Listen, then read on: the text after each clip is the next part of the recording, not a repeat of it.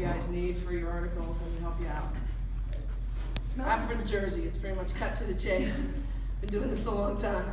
The threes that Krista hit, what were you thinking as you saw, the two at the end is what we That's who we want her shooting the ball. I mean, she's really good at shooting threes, and she got popped in the lip and moved her tooth around or something, and she was wearing a mouth guard, and we didn't even know if we'd be able to play her again. So I thought her toughness to go back in there and shoot and be unfazed. She had 6 rebounds to go with her three-point shooting, and I think she's really advanced her game. She took it to the rack. She got in the battle, and if she starts doing that consistently, that's going to make a big difference, because she's filled a role as our stretch forward that we've needed for years now, that a lot of people haven't been willing to do and aren't here anymore.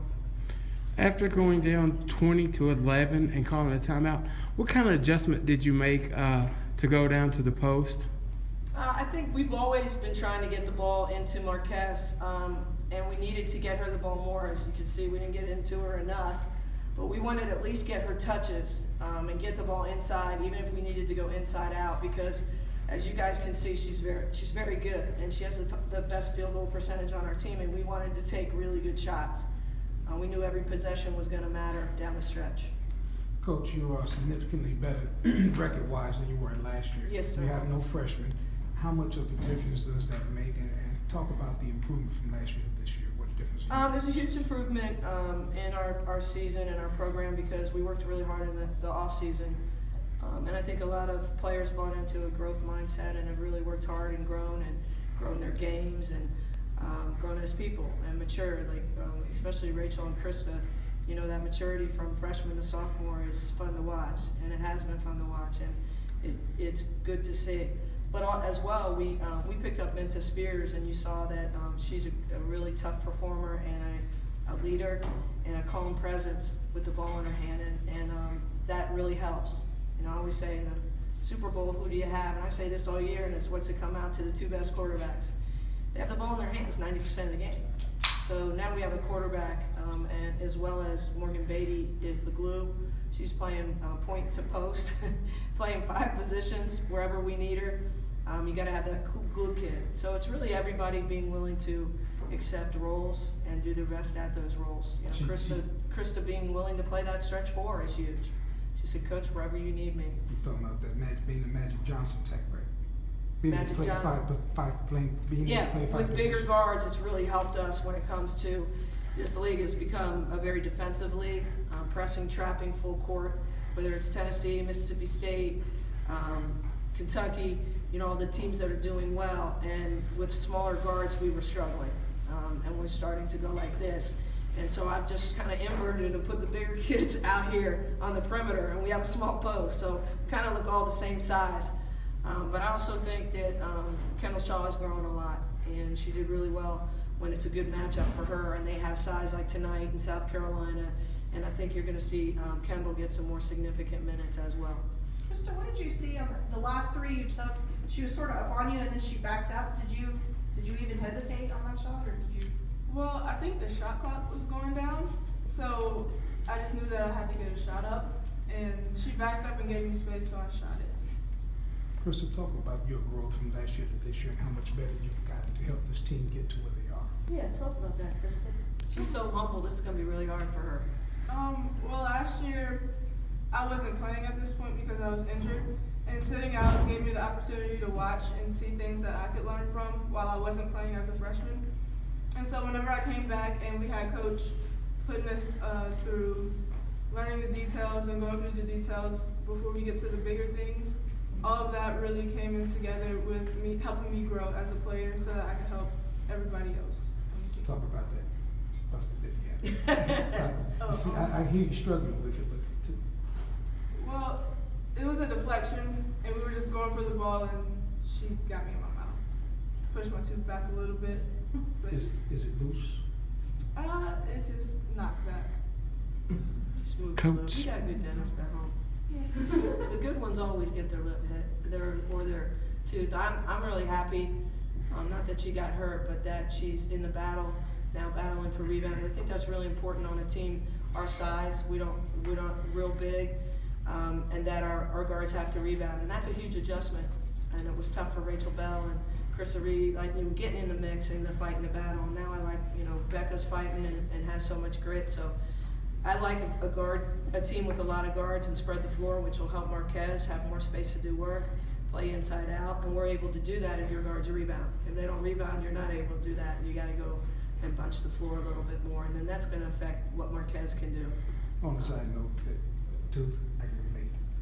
Oh. She wouldn't show me the mouth guard, and I said, I got to get you to smile. Why you won't show us the mouth guard? You look tough. And she smiled, and it was orange, so I knew that was why she was holding out on me. Coach, speaking on the physical play, Yes. especially down the stretch, what did you say to your team to keep their composure? I didn't really have to say a lot. I think we have leaders now, especially with Minta Spears and Morgan Beatty, Marquez. Everybody's really stepping up and leading each other, and it's taken a lot of pressure off me. I'm still sweating and I'm tired, you know, but I was exhausted by this time last year after games like this.